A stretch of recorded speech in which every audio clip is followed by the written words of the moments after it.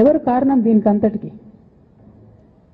ఈ చేతగాని కాంగ్రెస్ ప్రభుత్వం మీ ఏసీబీ వాళ్ళు పోయి కాళేశ్వరంలో పనిచేసిన 3 ఇంజనీర్లను పట్టుకుంటే ఒక్కొక్క ఇంజనీర్ దగ్గర 100 కోట్ల ఆస్తులు వెళ్తే మీకు ఎందుకు ఎంక్వైరీ చేసే దమ్ము లేదు? వాళ్ళు వెనకాల ఎవరు ఉన్నారో ఎందుకు ఎంక్వైరీ చేస్తలేరు? ఖచ్చితంగా నేను ఇవాళ చెప్తా ఉన్నా, హరీష్ రావు గారు వెనక, సంతోష్ రావు గారు వెనక రేవంత్ రెడ్డి గారు ఉన్నారు. వాళ్ళని ఖచ్చితంగా కాపాడతారు అన్ని విషయాలను. వాళ్ళని ఏమనరు, వాళ్ళ గురించి ఏం మాట్లాడరు. బాణం ఎంతసేపు కేసీఆర్ గారి మీద ఉంటుంది. కేసీఆర్ గారిని మాట్లాడాలి, కేసీఆర్ గారిని బదనాం చేయాలి. కానీ దగ్గరుండి ఈ అవినీతి అనకొండలు బీఆర్ఎస్ పార్టీని ఏదైతే డిస్టర్బ్ చేసిండ్రో వాళ్ళని మాత్రం ఏమనరు. ఈ ఇంటర్నల్ అండర్స్టాండింగ్ అనేది ఎక్స్పోజ్ కావాలి.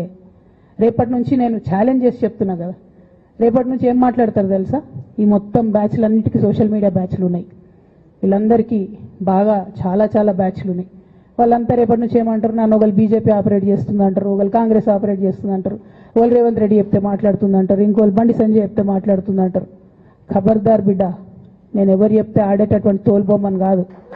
నాది నాది నాది నాది కేసీఆర్ బ్లడ్, నాది తెలంగాణ బ్లడ్. ఇండిపెండెంట్గా నేను అనుకున్న విషయాన్ని చెప్తున్నాను. దానికి పొలిటికల్గా ఇబ్బంది అయినా, కష్టమైనా, నష్టమైనా నేనే భరిస్తా.